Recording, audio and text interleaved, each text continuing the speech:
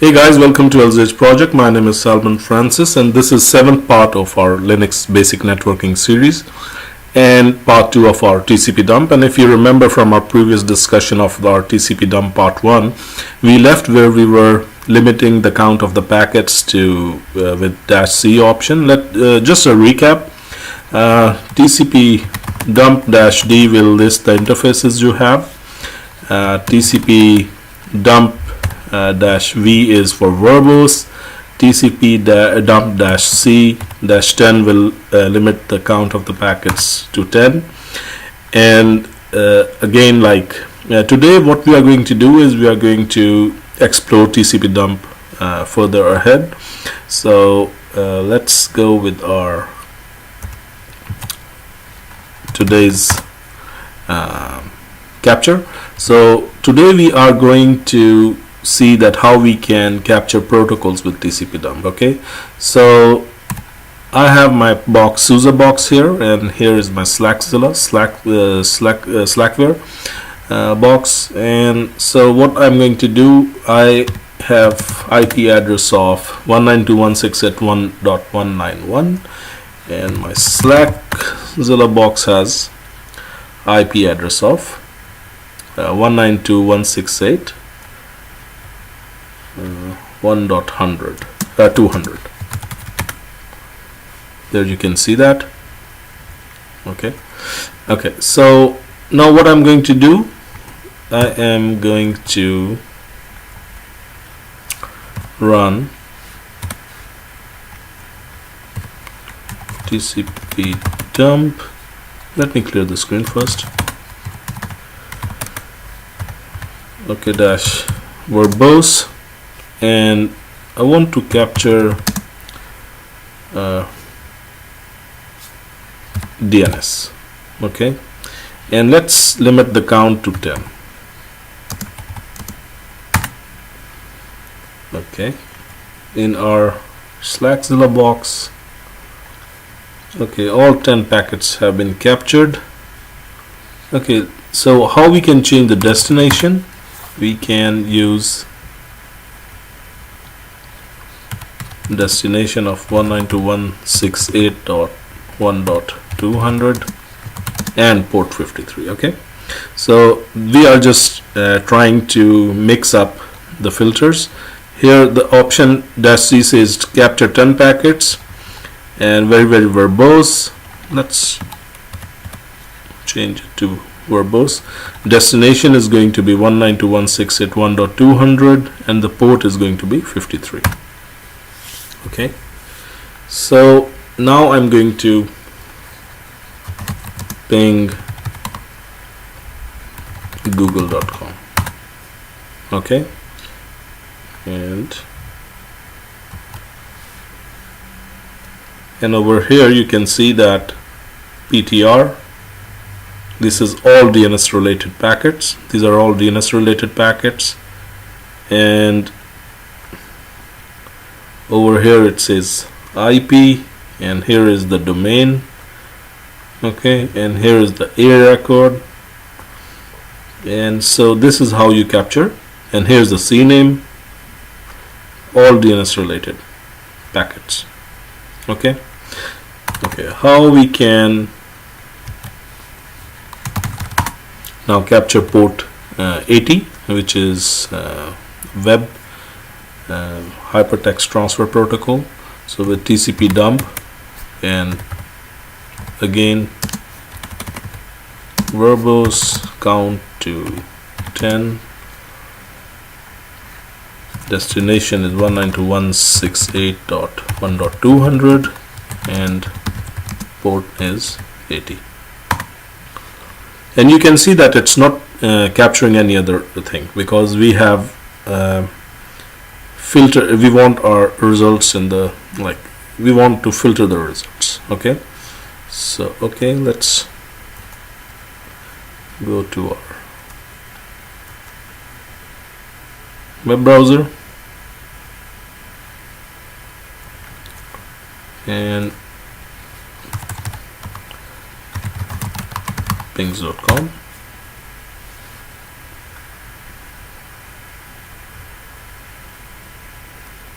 Okay, so let's see what's happening in. Okay, it already captured 10 packets, you can see, and so here the result, HTTP 192 from 192.168.1.200, and you can see all the length, IP address and stuff like that. Okay, so this is how you capture HTTP packet and DNS. And okay, how we can negate the packet. So in order to negate the packet, what I'm going to do, I'm going to use this another filter, TCP dump dash count, it's verbose, count it to 10, and I want to capture destination is 192.168.1.200 and port is, let's say I want to capture HTTP and not ICMP. Okay, sorry,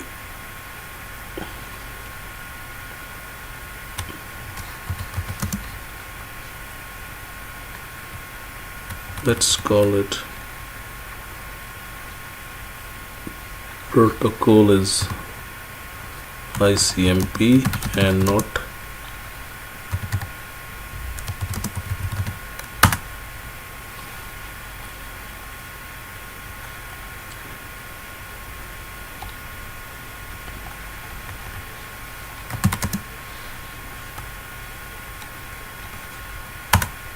okay.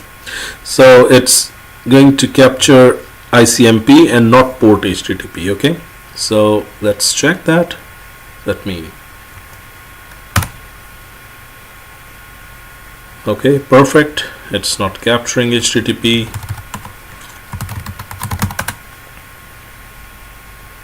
Okay, good. What about ICMP?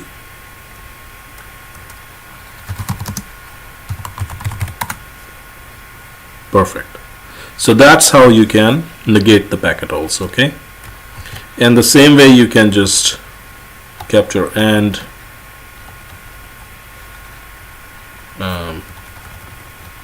let's call it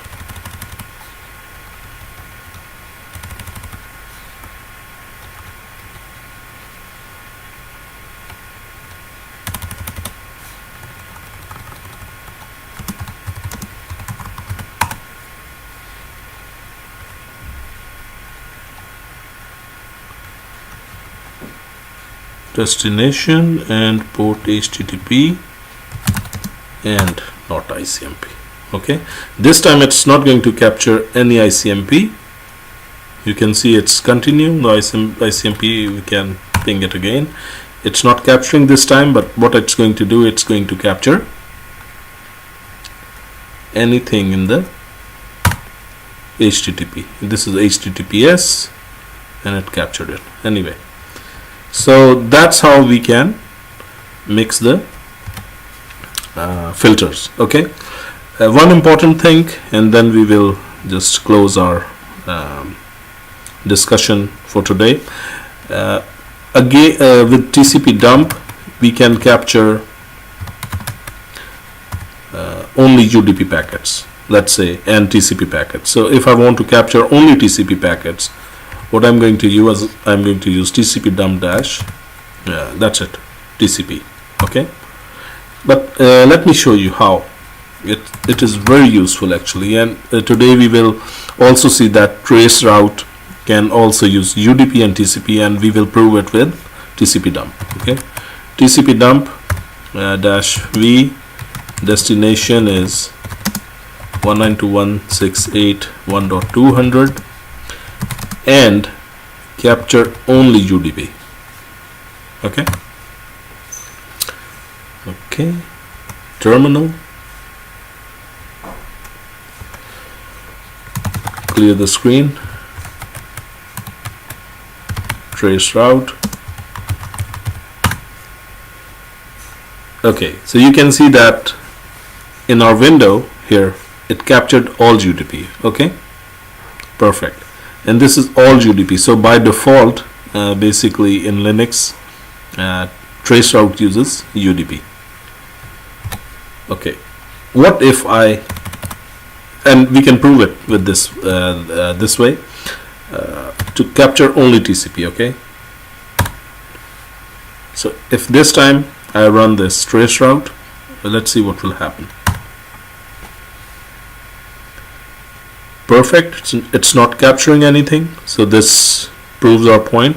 Actually, this is totally different, it's not trace route. Let me show you that.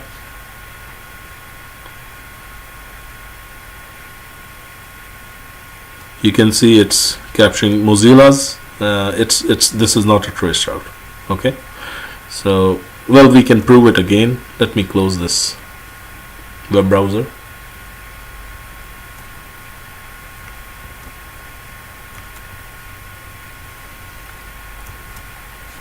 Okay. Okay. Clear the screen. Only TCP.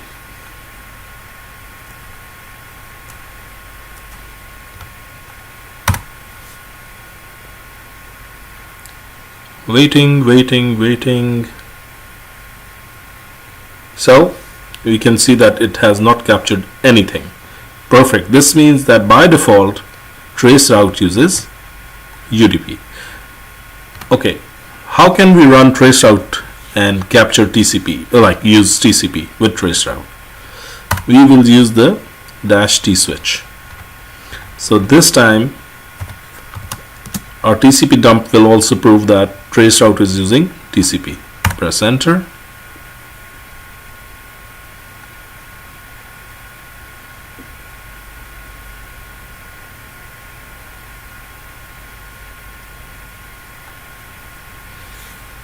Actually, it should capture.